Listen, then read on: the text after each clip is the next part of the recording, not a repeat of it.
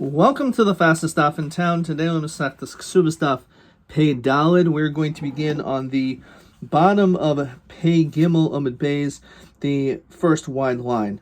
Rabbi Shimon Gamliel Omer v'chulu. So this goes back to our Mishnah at the beginning of the parak, as we introduced in yesterday's daf, that in the situation where a man wishes to relinquish all of his rights, and he says, or he writes, Dina devarim einli ben chasayich, which means I do not want to withhold you from being able to sell your nichs milog if you wish to. Uferasin perusehen bechayayich, and I'm not going to eat the fruits in your lifetime. I'm not going to eat the peros, and also b'moisech, and I'm not going to be yarish you. So in all these things, eno echa peros b'chayav v'imesa eno yorsha. Rabbi Gamliel says no. V'imesa yershena. That even though he said, I'm not going to get it after you've died, he doesn't have the ability to make that statement because he's being masla masha chasa b'tayr. Rashi said, based on sheruzu ishto, we see from the Torah itself that a husband has rights to inherit his wife when she dies. And therefore, because this is something which predated his condition, it doesn't mean anything. He cannot make this type of a statement, and therefore, since he did, it doesn't have any validity. So again, with that said, we're now going to understand this concept in this following Gemara. So Omer halacha Rabbi Shimon Gamliel, the halacha is like him, that in fact he still gets the Yerusha. However, it's not based on the reason as we just said. So my halacha Rabbi Shimon Gamliel, what does that mean? He says that the halacha is that if she dies, he inherits. That is what he said. That is the halacha.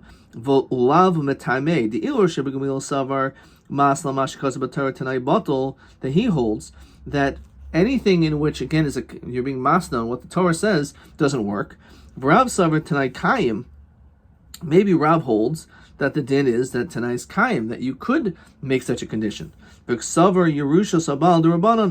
just that he holds that when it comes to the Yerusha, it's actually not derived from the pasuk as we just mentioned, but rather just a din d'Rabbanan, and that's the reason why it works. And the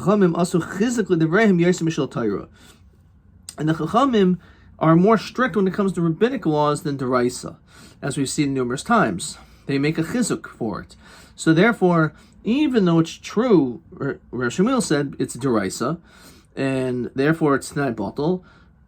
So he says, well, that is the halacha, but that's not the reason. The reason is because even though Yerusha is really the Rabbanan, but the Chachamim are also chizuk midivrayim. So if that's the reason, as we continue to let's just quickly see question 2 over here, which is really from the previous daf. So Yerusha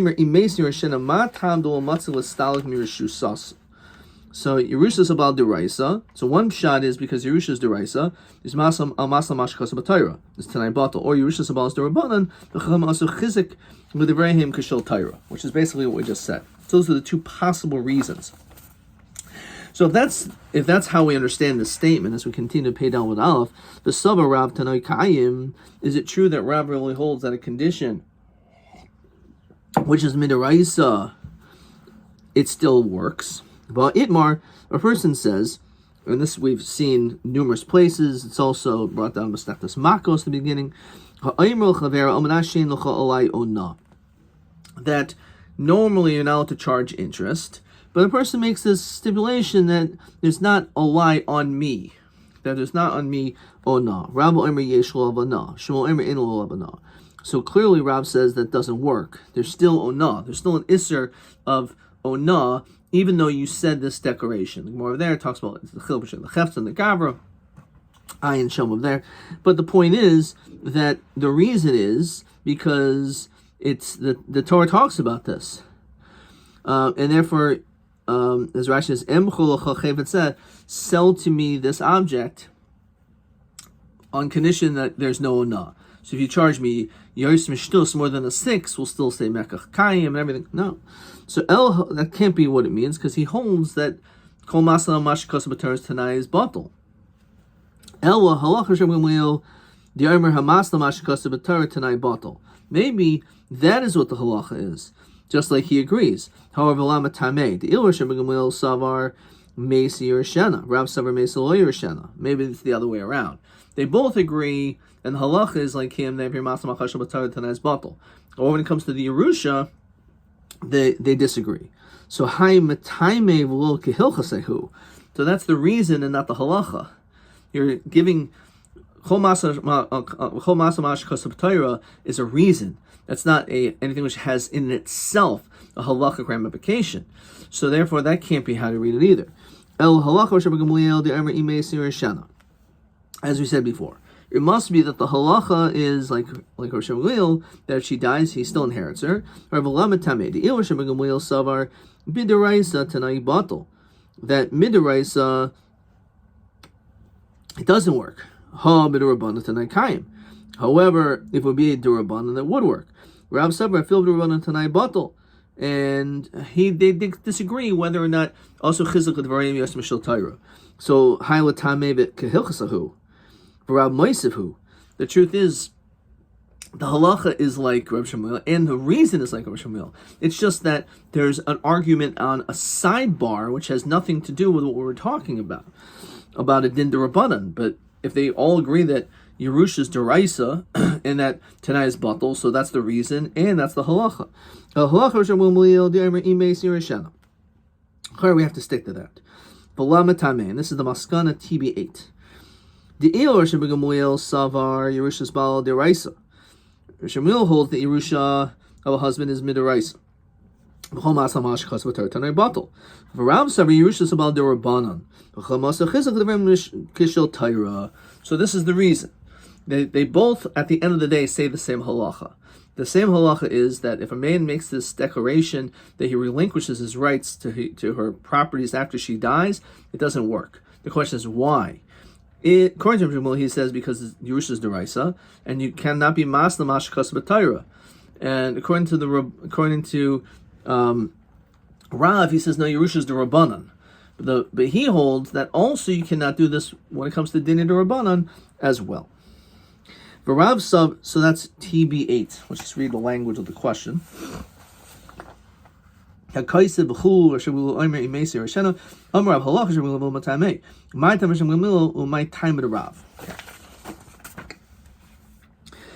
So the Gemara asks one last question here.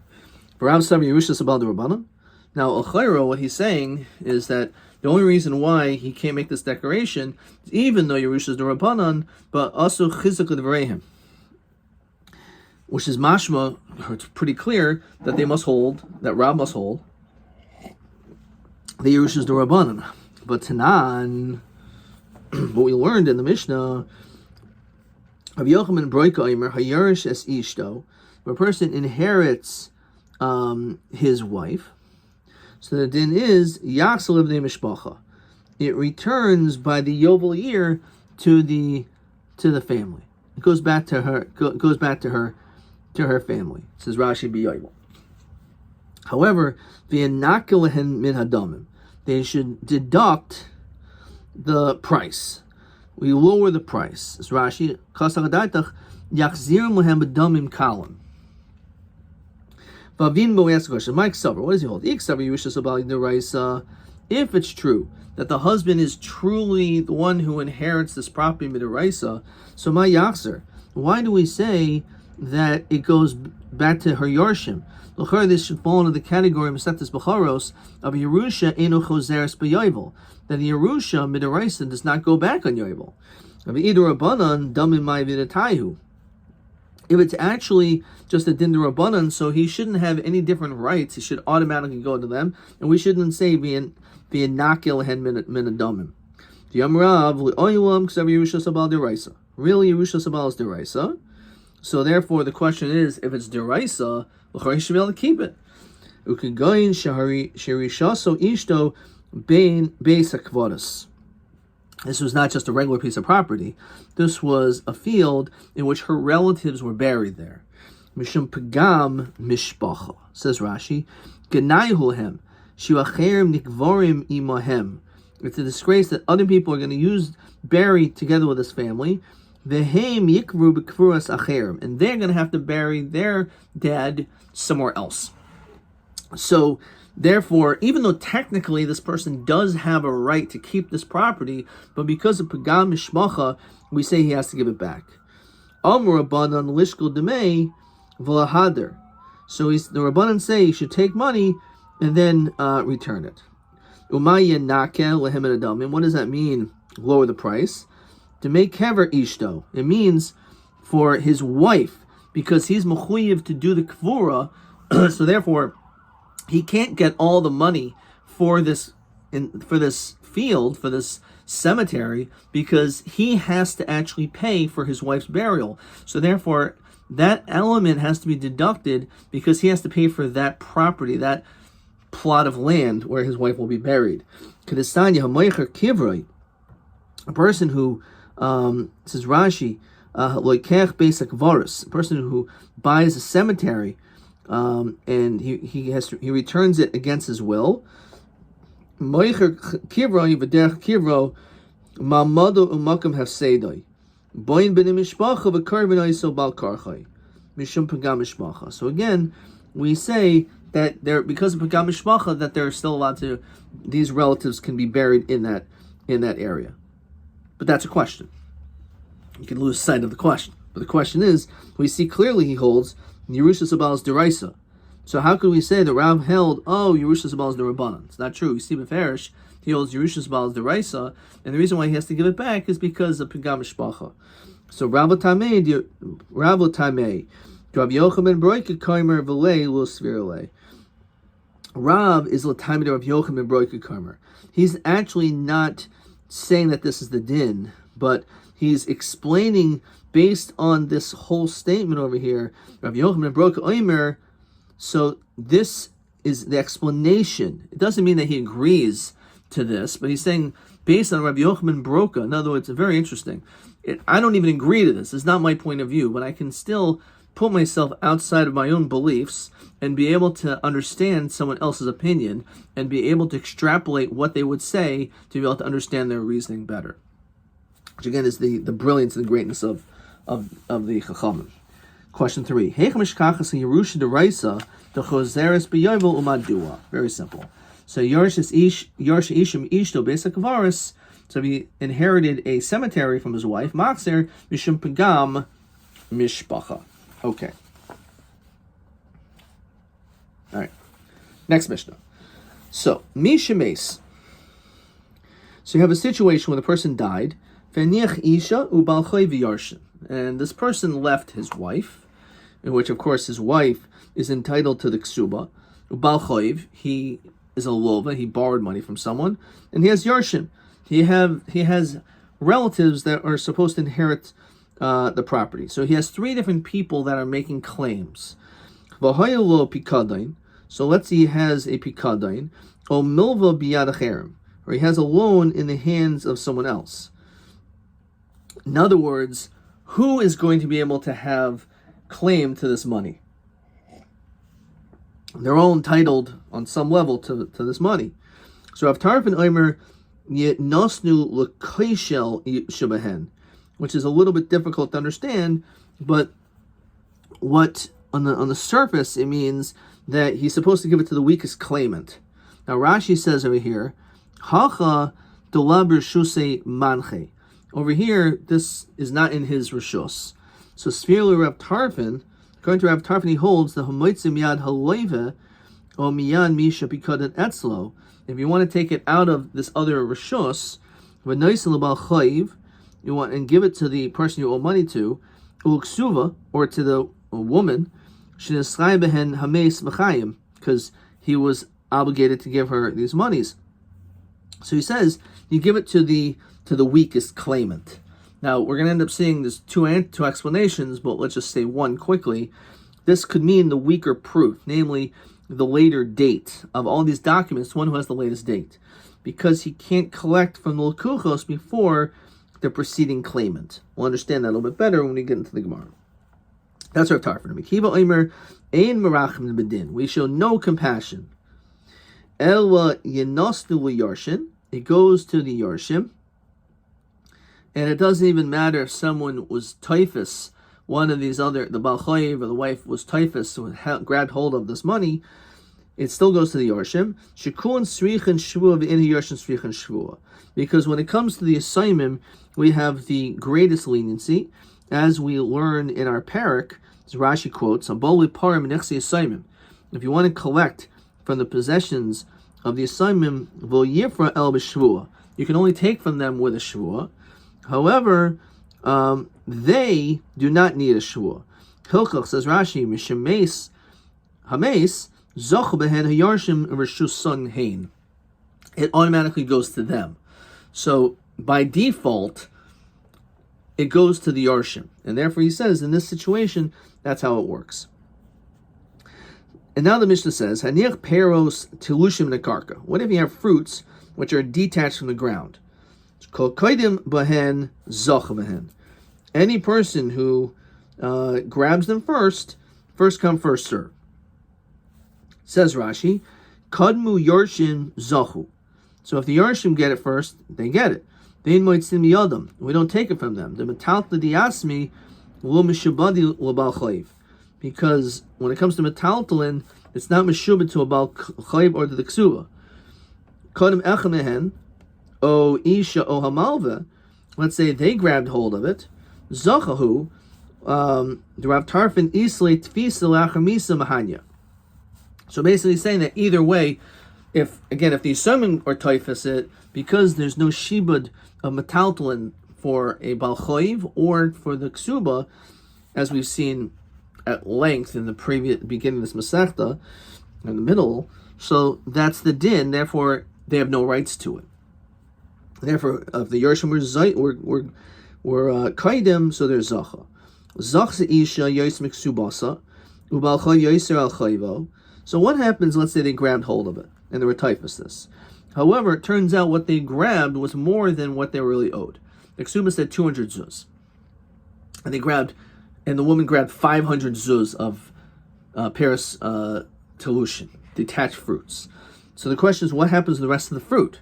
Now it's in the hand of the woman, but she has no entitlement to this extra fruit, so it should either go now to the Baal Chayiv or to the assignment. So what happens? Rav Tarfin Omer Yinasal Koishes Rehen. Again, it goes to the weaker claimant. Rabbi Kiva Omer Ein Merachim Adin El Yinasnu Yarshim. It goes to the Yarsh, not the Baal Chayiv. Shekom Srich and Shvua V'in Hayarshim Srich and Shvua. Okay, so it's based on the same reasoning. So even if there's the Meister, the same din applies. Okay, so says the Gemara, Lamali Amisni Mil V'Lamali Amisni Pikadin. So he said that in both situations, it's not in the reshus of the Baal who died, it's in someone else's possession. Either there was a pikadon or a milva. Why do we need to mention both cases? So Yechaditan and milva, Bahakim, Rav Tarfin, maybe only there does Rav Tarfin say the din is that it's given l'koishel shimahen, mishum de milva hoitzan nitna. Because when it comes to a milva, if you give out a loan, the purpose of a loan is for it to be spent. So therefore, that money that was given is not here. It's other monies, and therefore it's disconnected. Avul pikadon the isa be'ene, the pikadon is, even though it's not in the Baal's reshus, it's in someone else's reshus, but it's the same object. Ema moidel Rabbi Kiva. So maybe you think in that situation it should actually be given over to the Yarshim. Because again, it's here. Says Rashi, it's not here. Maybe it shouldn't go to the assignment because it's not here, because milva is l'hoitzan is no.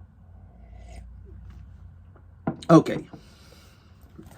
Now we understand this cryptic language of koishel. My koishel. So Rabbi Yosef Rabbi Chanina Omer koishel shibaraya. As we said, the weaker of the proof, the latest dated star, will have more difficulty collecting. So that person is the one that is going to be able to get.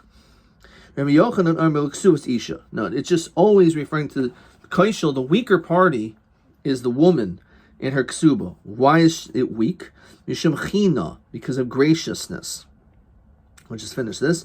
Kitanai Rabbi Yamin Omer Kosher Shabaraya V'hu Kosher. Rabbi Lezer Omer Ksubas Isha Mishum China. So Rashi says, Sheyimsu Ha'anoshim Chen Be'ein Ha'anoshim. Men want to show favor in the eyes of women. V'hu Nisoyes Lehen, that they should get married.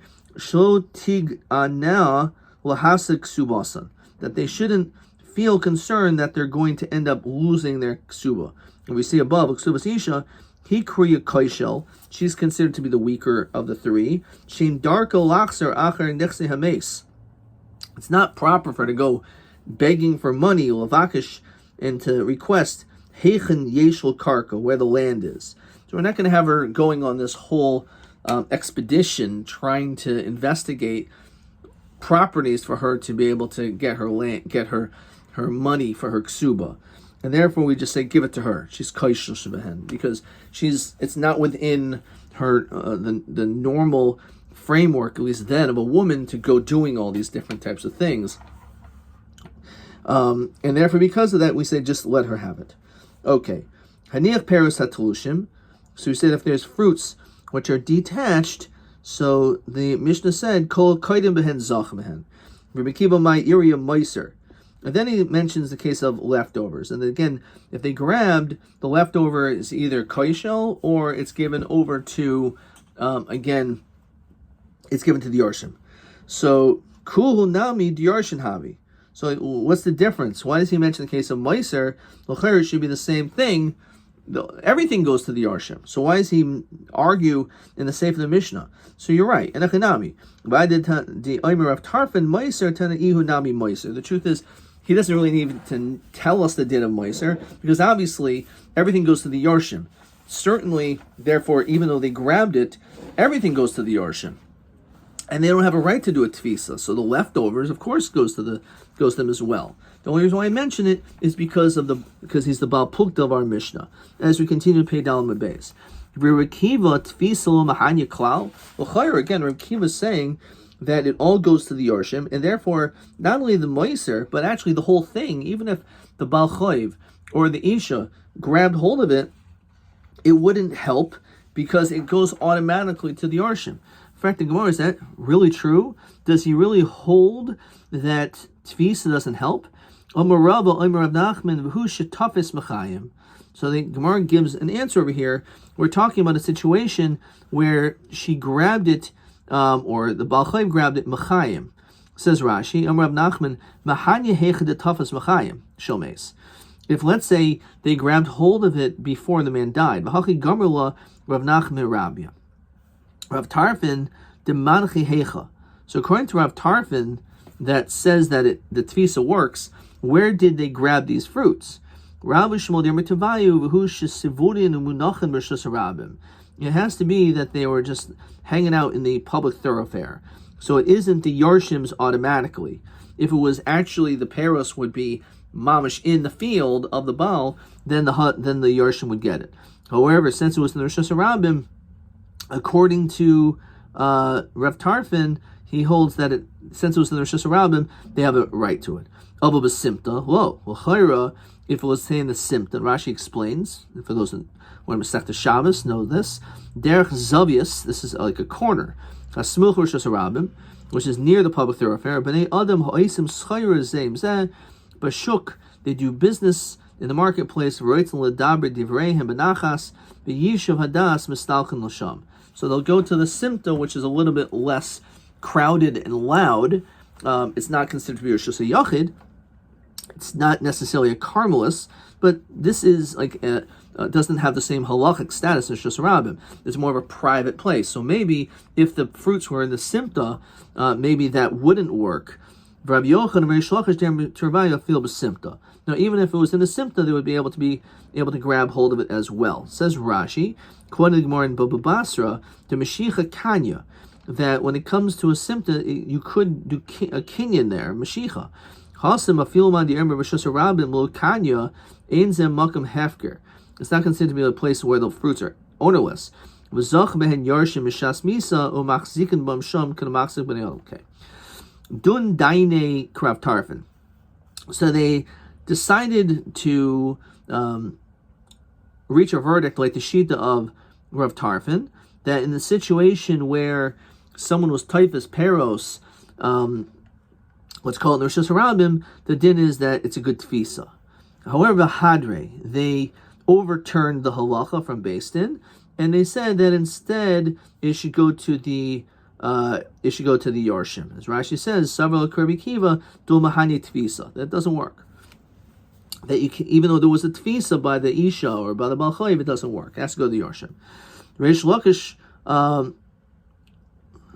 l'uvda minayu. Let's see over here.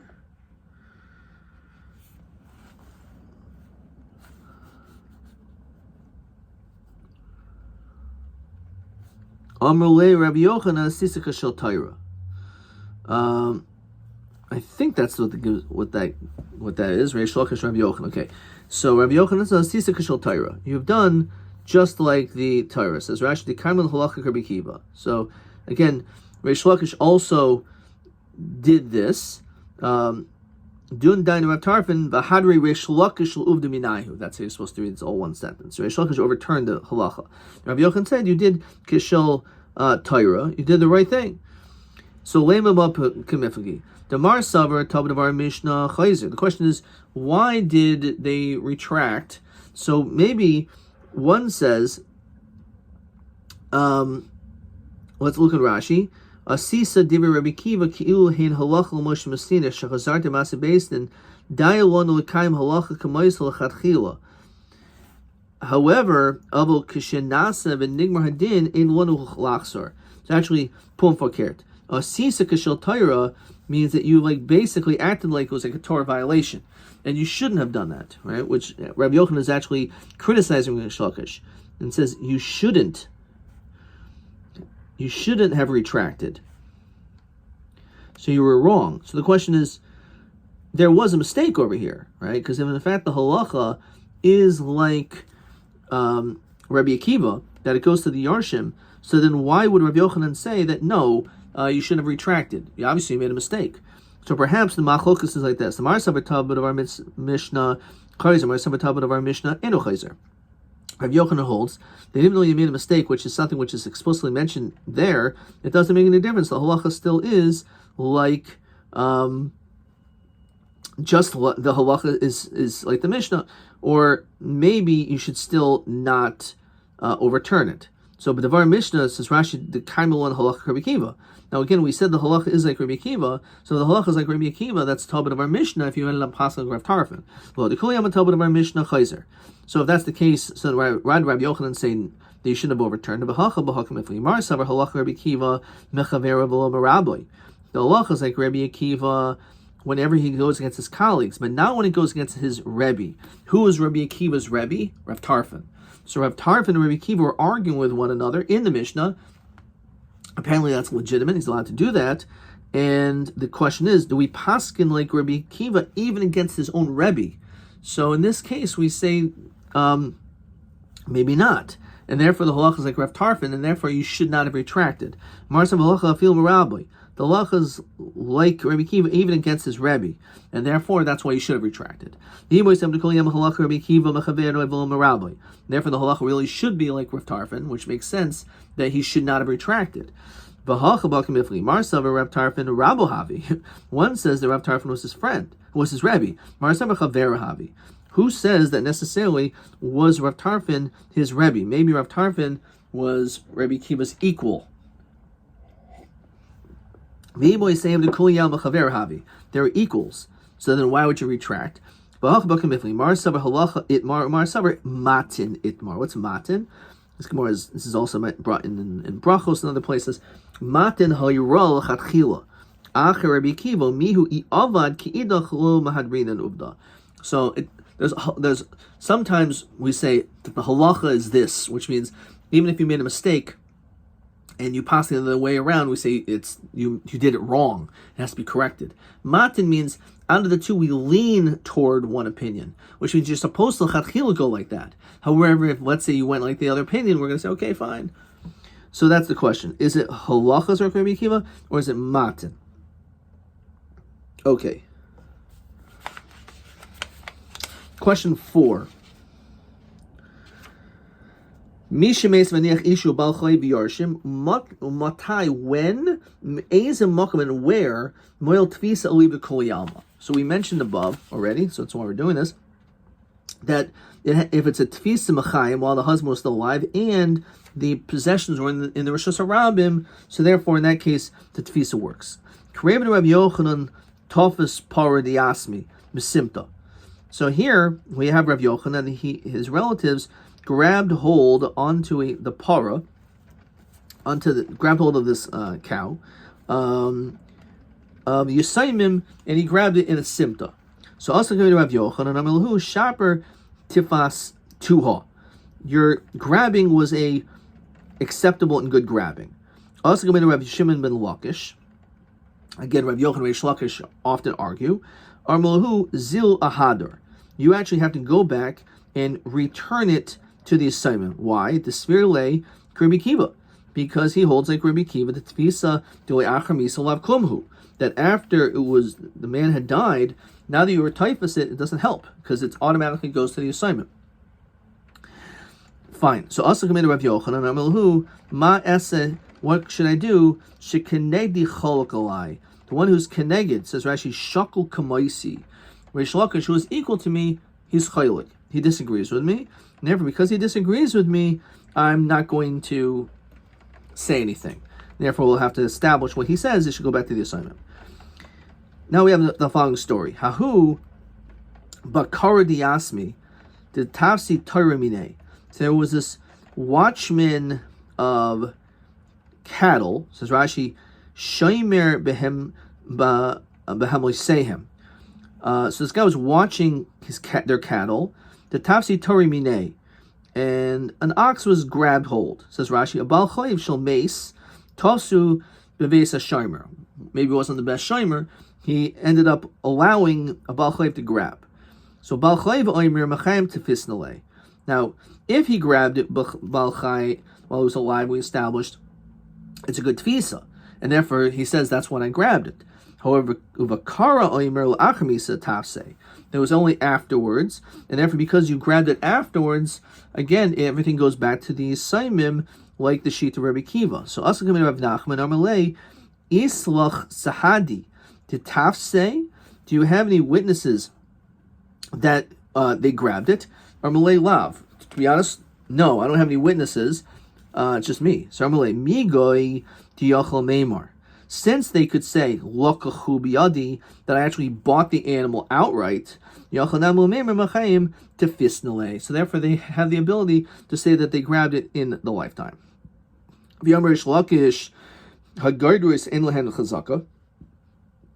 we said that when it comes to a gaiduris, Rashi says behema daka, small little animals. It's called gardurus because al shem gidrus tsayin, as is mentioned in Sefer Midbar. They have no chazaka. What does that mean? It says Rashi, ein hamaksik behen yachal loimer lekuchen hein biyadi. Someone who's maksik in it can't say, oh, I bought it. Shema matzan, maybe he finds it. V'achnisan bebeis, he'll bring it to his house. Lafi shedarkin l'halach b'sadais, because animals tend to wander. So that means if I find any ox or any sheep, a deer that belongs to someone else, all I have to do, because it made it into my property, I can say, oh yeah, I bought it from him. You can't do that, because you know that these animals move around. So how does this person have a migu? The answer is, Shani Taira de Mesira Loroya. It's different over here because this ox was given over to this shepherd. So what does that mean? Because this roa was this watchman, it was his job to watch it. And therefore, because he was to watch it, we don't assume that it will have just ran out, because that was his whole job. His job was to make sure it didn't run away. So therefore, we don't have to assume that this animal may have fled like a typical animal. And therefore, they have this migu. Debein the sia tofas amta diasmi besimta. So again, we have a similar situation in which someone was typhus, a masa was grabbed hold of the Asaimim's possessions, and it was mesimta. Yosef Rav Voy, Rav Chanina Bar Papi, Rav Yitzchak Nafka, Rav Yosef Rav Abba Gabayu, they were sitting by them. Amalu Shaper Tafsi Suha. Your grabbing was a good grabbing. Amalu Rav Abba Mishum Debein Asyaninhu just because it's connected to the Ben Nesiah, this your relative, machnefisulahu, are you going to show flattery? Dun daini krav tarfin, but the din that you said we possibly krav tarfin, and therefore a tfisa is a good tfisa. However, we know the hadarish lakish ubda minaihu. We know that they gave it back. So therefore, even though you say, oh yeah, it was good tfisa, but we know, as we've established before, that even when someone actually took it, that Reish Lakish paskin that it was necessary to give it back to the Yarshim. So for the same din should apply here too. Yemer bar choshu havi masik bezuzi bahu gavra. So he had this money by this person. Shachav, he died. The shavik arva, and he left. Rashi says a sfina, a boat. Armalei l'shilchusei, l'shiluche. He said to his messenger, "Zil tafsa nihile, go and grab hold of this boat, because again, he owes me money, so collect the boat." So Azul tafsa, so he grabbed hold of this boat. Pagim Rapapa Rav Huna Bered Rabbi Yeshua Armalei at Taifis Ubal Chayiv b'Makam Shechav L'Cherem. You grabbed hold for the sake of a Bal Chayiv in a situation where it's possible there's other Bali Chayvin, and that boat is a collection not just for you, but for all the other people that this man owed money to. Since he owed money to other creditors as well, and therefore you grabbing onto this boat, as we continue to pay him an olive, lo kana. It doesn't work. Says Rashi, the lav kol kamine l'chuv zeh k'dei l'zachos at zeh. So tafsua inhu rapapa mimlach maluche. So Rapapa himself, says Rashi, shaf heim noisim bo mois. They owed Rapapa money too. So he grabbed hold of the oars for rowing. Rab Huna bar Yeshua mimatach la ba'ashla. So apparently this guy owed a lot of money to different people, and he grabbed hold onto like the ropes. Rashi, it says Pirush chevel shemoishkin boy esasfina. So these ropes, these big ropes that are connected to the boats, he grabbed hold of that. Mar oimer ana kanina lalakula. One says I was kind of the whole thing. Mar oimer ana kanina lalakula. I was kind of the whole thing by grabbing hold onto one of the oars, the other one the rope. So Pagabu Rab Pinchas Barami Amalahu Rabbi Shmuel the Amartavayu Bush Sibur and Menucha Rishus Harabim. The din is it has to be that it was in a Rishus Harabim. Says Rashi.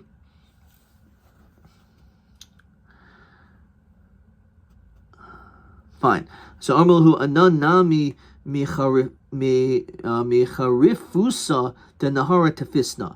We actually, because of the wildness of the river, that it was actually in the middle is where it was typhus. As Rashi Shkol Sfinos Hoychus Sham Vahavi Rishus Harabim. So you're saying, oh, maybe you have to be kind of Rishus Harabim. It does have the status of Rishus Harabim. So also Kamei the Rebbe Armilahu Kaki Chivari, literally white geese, which Rashi says al Shizakanim Hoyu, because they had gray beards. Mishalche Galime, removing garments to inche of people, says Rashi, Mafshitin Talisos Hanashim. Hachiyam Rav Nachman Abahu Shetavsu Machayim. So you're trying to say, oh, maybe I can get this boat now because I held onto this, I held onto that.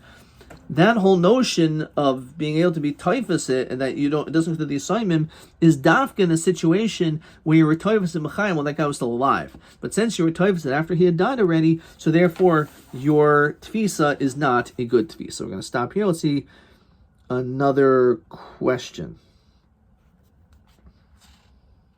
Let's see. Fine, we did question up to question 4, so we did that. TA 8. Matanto di yasmi lo mishimadu balchayiv. He'im moyel tfisa koidim shenifsu matanto rishus yorshim. Kigon rishus harabim. Okay, so we did this. So does it help that if it's in the rishus harabim, if a person is typhus? This is TA 8. Harder question. So mechayim mahanil kuliyama, as we said before, which is really similar to question 4, is that if they did the tfisa while they're alive, Pei Daled Amud Beis, TA 8. So then the din is, yes, everyone holds that tfisa is a good tfisa. Le'achamisa havi pluta de tanoi. It's a machlok zotar from Rabbi Kiva, and again we end up holding like Rabbi Kiva that the din is it goes to the assignment. Okay, TB 8. So we did that already. Let's see, question 9. Let's see if we did this. Okay, good. We did this as well. So we said if